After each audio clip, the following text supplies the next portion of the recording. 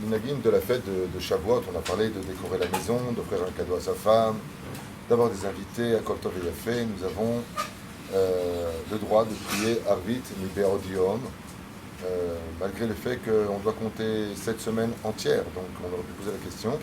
Là où Bémet il y a les Akpid, c'est de faire le Kiddush Betzet Akochavim. Sur ce, il y a beaucoup plus de quoi l'Akpid. Mais si par exemple on doit faire la Chita du Harizal de prier Arvit Mibeod Yom, c'est permis selon la halacha. Pshat Aminag Bechol Futzot Israël. Aujourd'hui tout le monde le sait. Bezrat Hashem Liot Neorim Kol Alayla Belel Chag Shavuot. Alors en France et ailleurs, il y a 2 jours de cycle Shavuot. Ils ont plus de chance que nous. Ils ont 2 jours pour Shavuot, ce qui est merveilleux. Là, ça tombera vendredi pour cette année et Shabbat, donc Eruv Tafshilin, pour ceux qui veulent préparer de Yom Tov pour Shabbat. Mais le Lel Shavuot, c'est que le premier jour, même en France, au deuxième jour, il n'y a pas le minag de rester éveillé. Le deuxième jour, il est mis Shum Safek de Yom Tov par rapport au dénombrement de Pessah, puisque ça tombe 50 jours plus tard. Et c'est pour cela qu'il y aura donc 2 jours en France de Shavuot, alors que nous, ce sera qu'un seul jour. Velasot Batora. Alors, plusieurs raisons qui ont été données à ce fait de rester éveillé la nuit de Shavuot, qui concernent que les hommes et pas les femmes. Ceci étant, il y a une mitzvah de faire le livre, de lire tout le livre de Teilim pendant Shavuot, puisque c'est aussi la naissance et le départ du roi David qui a compilé les Teilim. Aval, Yeshanu, le Tikkun, comme nous dit ici, Yesh mitzvah mamash ta'asok batorah, parce que ce serait endormi le jour du nom de la Torah. De quoi est-ce que l'on parle? On parle du fait que notre Neshama n'a pas pu se contenir dans notre corps dès que Dieu s'est dévoilé. L'amour et la puissance qu'on a ressenti énergétique du dévoilement de Dieu n'a pas pu nous glisser dans un corps défini face à l'infini, d'où le fait qu'on se soit endormi. Yesh mitzvah mamash ta'asok batorah al alot ashachar, et d'aller au mikvé. Alors celui qui est parti avant l'entrée de la fête de Shavuot, il n'a pas besoin de retourner au mikvé. Celui qui veut l'achmir, il fera avant la fête pour recevoir la fête et avant Shacharit pour être pur et recevoir la Torah.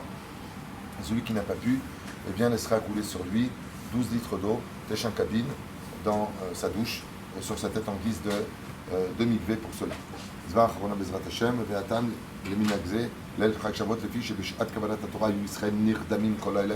vient de dire, on se sera endormi.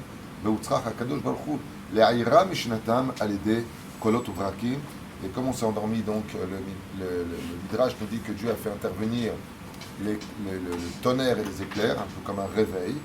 Et donc de génération en génération, on répare cela en restant tous éveillés la nuit. Par contre, là où ça devient un peu embêtant, c'est que de rester éveillé la nuit pour des gens qui sont assidus à l'étude de la Torah, c'est un plaisir. Ceux qui ne sont pas et qui veulent le minag, malheureusement, ils étudient 1 heure, 2 heures, puis la nuit est un peu longue, quoi qu'elle est courte pour l'été, et ils commencent à parler dehors de toutes sortes de choses qui n'ont rien à voir avec la Torah. Et il est préférable dans ce cas-là d'aller dormir. Pourquoi? Pour aller mieux prier. Parce que ce que veut le Yetzer Hara, c'est de laisser rester éveillé. Tu parles avec les copains, les copines, et puis au moment de la prière, tu vas dormir. Dans ce cas-là, il aurait été préférable que tu ailles dormir et que tu viennes prier comme il le faut. Faire très attention à ce piège dans lequel malheureusement le Yetzer Hara nous pousse. Si tu restes éveillé la nuit, fais Tanit Dibour pour être certain de ne pas te pète, comme on dit, discuter dehors de travail ou d'autre chose. Tu es en plein Yom Tov, c'est le jour du don de la Torah, on est venu réparer le fait d'être endormi, et celui qui parle et à être éveillé et qui fait rien, ou qui parle de Chol, la halakha nous dit comme c'est qu'il dort. En réalité c'est pire, parce que quand il dort, au moins il ne parle pas de bêtises. Là on est dans Yom Tov, et il se retrouve dehors à dire des bêtises. Alors c'est vrai que si c'est une personne qui vient faire Teshuvah il n'y a pas tellement longtemps, bon, alors, il apprend, il est enjoué, parce que bon, il apprend qu'il y a de la Torah, il voit tout le monde étudier, il découvre, première, deuxième, troisième année. On parle d'une personne qui connaît la valeur de la Torah, qui a déjà fait Teshuvah depuis longtemps. Zelomatim lecha, c'est plus en rapport avec toi. On a le Tikkun, l'El Shavuot, qui est très important et qui est conseillé par tout le monde. Et si c'est quelqu'un qui est assidu à l'étude de la Gemara et qui n'a pas fini sa Gemara, eh bien, il pourra tout à fait, malgré tout, étudier.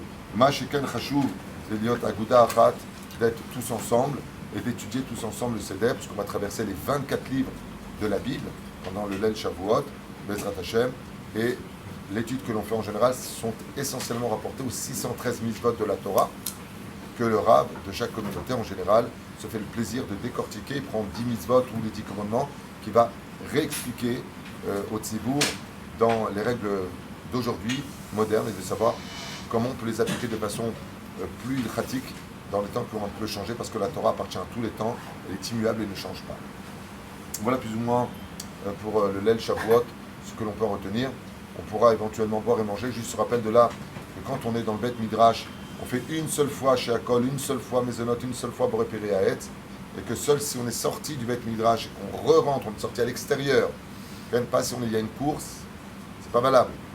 On est sorti complètement à l'extérieur, on re-rentre, on refait la bracha. Mais celui qui est venu à 11h du soir, 23h, et qui est jusqu'à l'aube, donc il pourra consommer pour tenir, il fait une seule fois la bracha et ne recommence pas, même si 2, 3, 4 heures sont passées. Et de là, on apprend toutes les lois de la maison. Si tu n'as pas bougé de chez toi, tu es sur place, tu as fait chez Akol, tu ne recommenceras pas ce chez Akol, sauf si tu n'as pas du tout eu l'intention de la surprise du milkshake qu'on vient t'amener. Là, par contre, tu ne savais pas, tu préfères gentiment la bracha. Le Rav Ovadia se reprend sur une halakha, c'est est-ce que Bet Akissé et Efsek, est-ce que le fait d'aller aux toilettes, c'est considéré comme un Efsek? Alors, dans Chazon Ovadia, il dit que oui, après il se reprend, il dit que non.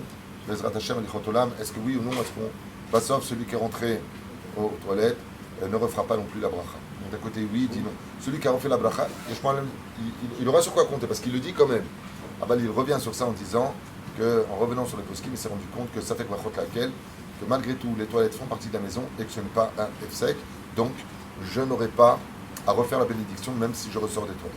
Il y a 3 choses qui sont considérées comme étant un efsek pour laquelle je refais la bracha.